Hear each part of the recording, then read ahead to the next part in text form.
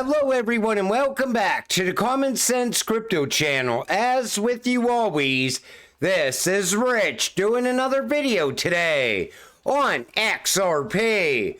So I hope you're all having a wonderful day today wherever you are in this great world. We're gonna talk about XRP.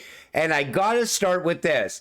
So Bank Midwest launches digital offshoot using technology from Ripple partner Finastra. Finastra today announced that Bank Midwest, an employee-owned bank with locations throughout Iowa, Minnesota, and South Dakota, has launched OnePlace.Bank, a digital bank powered by Finastra, focused exclusively on the financial needs of the healthcare community. I wonder how many other banks are doing this in the background. And you know, like I said, my bank is pushing into the digital age with digital wallets. I use Fidelity. And this is what the difference looks like. So you see digital wallet versus cards. The diagram below shows a flow comparison between cards and digital wallets. So with cards, you have the customer, buyer, swipe card, merchant, seller, PSP, payment service provider, acquiring bank, and then you have Visa, MasterCard. Look at how much easier it is with a digital wallet. Customer, buyer, digital wallet, merchant, seller. And you see Apple Pay, Ally Pay, PayPal, GrabPay.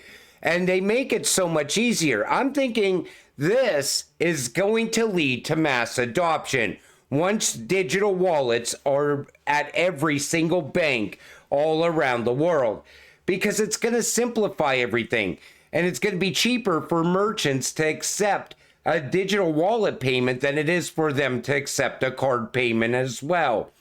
This is coming. My bank says I'm going to have that option within the next 12 months. Let's see how it all plays out. I'll definitely keep you all up to date on that as well.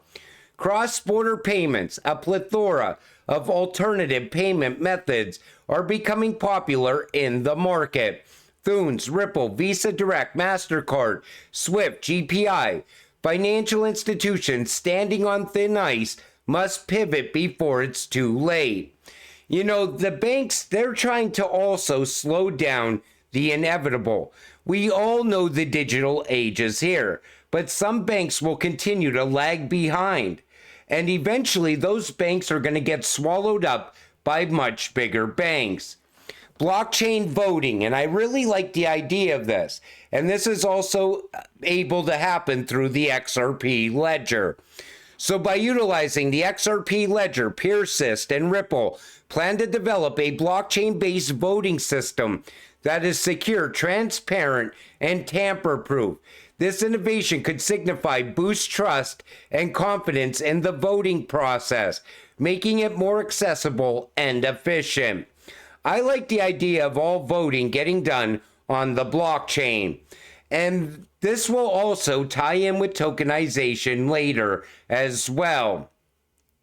But I think there's going to be a lot of problems inside of our voting system here in the US. I think we already seen that in the past, and it's going to be a problem even as we push into the future. Blockchain can change that. The network recently achieved a considerable milestone.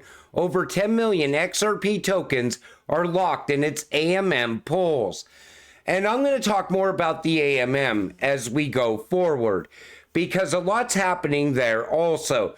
But like I said, even early on, let's see how much XRP gets locked away inside the AMM.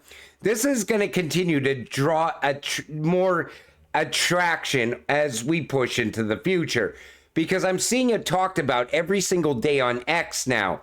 I'll address that in future videos. 20K gold. Gold priced at $20,000 instantly solves the debt problem for the United States. Take a listen to this. Yes, I agree entirely on everything you said. I think gold is ultimately how they get out of this. There are provisions in the Federal Reserve Bank operating manual by which the Treasury, United States Treasury Secretary, can instruct the Fed to write up the gold, the US's gold, And the accounting treatment of that is a deposit, free and clear, no debt attached to it, into the U.S. Treasury general account. So at 261 million ounces or 8,000 tons, every $4,000 per ounce the Treasury were to instruct the Fed to write up the gold would deposit roughly $1 trillion, 4,000 times 261 million ounces, into the TGA. So like if you said, Luke, your Treasury secretary, how can you get out of this? We need to get our debt to GDP down right away. How do we get out of this debt spiral? I call up the Fed. Powell, it's over. You've lost the long end no matter what you do. Write up the gold to, I don't know, it's a $24 trillion Treasury market. Prices are probably down what? Mark base value 30% on average over the last 2-3 years. So the real market value of the US Treasury market, I don't know, 12 trillion, say it's 15 trillion for round math. I'm going to write up the gold by 10 trillion, right? So it's $40,000 per, just actually do 5 trillion, just take a third of the debt out. I'm going to write up the gold by 5 trillion. If I write up the gold by 5 trillion, every trillion is $4,000. So that's $20,000. And I get 5 trillion deposited into the TGA, free and clear. I go out into the market and I buy back a third of the US debt outstanding. Now it's a $10 trillion market value market against GDP of 27 trillion, give or take. Voila. We've gone from 120 to 40% in one stroke. Thank you for your donation, Treasury holders. Now, inflation. So it looks like that could be the path that we're on.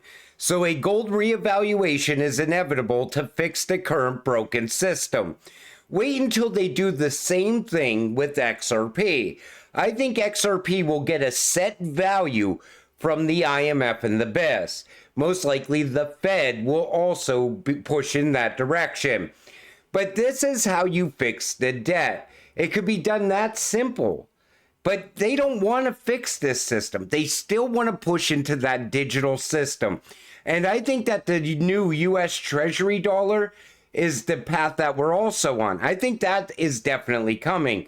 And that might be what we go to from the US dollar. We have to wait and see. As we get closer to them announcing the Treasury dollar, I think we're going to see a lot of changes happen along the way. Federal Reserve hacked 33 terabytes. So the US Federal Reserve has been listed as a victim by the Lockbit 3.0 ransomware group. And I like what they say here. You better hire another negotiator within 48 hours and fire this clinical idiot who values America's bank secrecy at $50,000. So it looks like they offered $50K to get the data back. Let's wait and see what happens with this as well. Breaking, the Federal Reserve and the federal FDIC are warning that major banks like Bank of America, JP Morgan Chase, Goldman Sachs, and Citibank are at risk of collapse. These banks hold trillions of dollars in derivatives. You know, these bank collapses are going to happen. And I think a lot of people are getting very relaxed about it now because another bank hasn't collapsed in the last couple months. Well, couple weeks. So right away, people all of a sudden think the bank's safe once again. Let me tell you something.